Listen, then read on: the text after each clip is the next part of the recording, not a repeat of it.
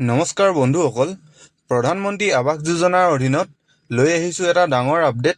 ইলেকশ্যনৰ result অহাৰ আগে আগে আহিছে এটা ডাঙৰ আপডেট। যিসকলে চৰকাৰী ঘৰৰ বাবে জিঅ'টেক কৰি থৈছিল, লগতে যিসকলে ছেকেণ্ড আৰু থাৰ্ড ইনষ্টলমেণ্ট টকা লাভ কৰা নাই, তেওঁলোকে সম্পূৰ্ণ ভিডিঅ'টো চাব।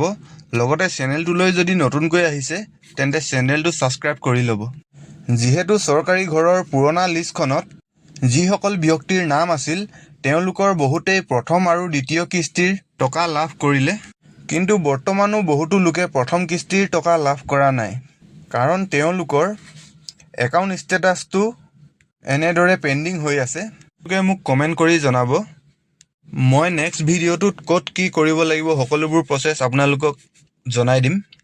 লগতে যিসকলে ছেকেণ্ড আৰু থাৰ্ড ইনষ্টলমেণ্টৰ টকা লাভ কৰা নাই তেওঁলোকে মে' মাহৰ ভিতৰতে নেক্সট ইনষ্টলমেণ্ট লাভ কৰিব, কাৰণ ইলেকশ্যনৰ কাৰণে বহুতো ঘৰৰে ভেৰিফিকেশ্যন প্ৰক্ৰিয়া পেণ্ডিং হৈ আছিল আৰু বৰ্তমান মে' মাহৰ পৰা আকৌ নতুনকৈ ভেৰিফিকেশ্যন প্ৰক্ৰিয়া আৰম্ভ হ'ব আৰু পেণ্ডিং হৈ থকা ইনষ্টলমেণ্টসমূহ মুকলি কৰি দিয়া হ'ব।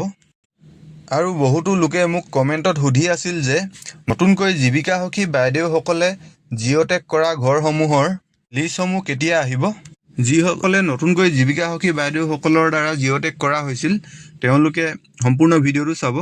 প্ৰধানমন্ত্ৰী আৱাস যোজনাৰ অধীনত পুৰণা লিষ্টখনত যিসকল ব্যক্তিৰ নাম আছিল সকলোৰে 2025 বৰ্ষতে চেংচন হৈ গ'ল আৰু বৰ্তমান নতুন চৰকাৰ অহাৰ লগে লগে তেওঁলোকে চৰকাৰী ঘৰৰ নতুন লিষ্ট প্ৰকাশ কৰিব, কাৰণ মুখ্যমন্ত্ৰীয়ে কৈছিল যে আকৌ যদি বিজেপি চৰকাৰ আহে তেন্তে লাখ লাখ নতুন হিতাধিকাৰীক ঘৰ থকা হিতাধিকাৰীক নতুনকৈ ঘৰ দিয়া আৰম্ভ কৰিব।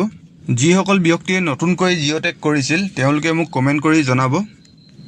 আৰু প্ৰধানমন্ত্ৰী আৱাস যোজনাৰ সকলোবোৰ আপডেট, অফিচিয়েল আপডেট অহাৰ লগে লগে আপোনালোকক মই এই চেনেলটোৰ জৰিয়তে জনাই দিম। এই আঁচনিৰ ওপৰত সকলোবোৰ আপডেট পাই থাকিবলৈ আপোনালোকে চেনেলটো ছাবস্ক্ৰাইব কৰি ল'ব আৰু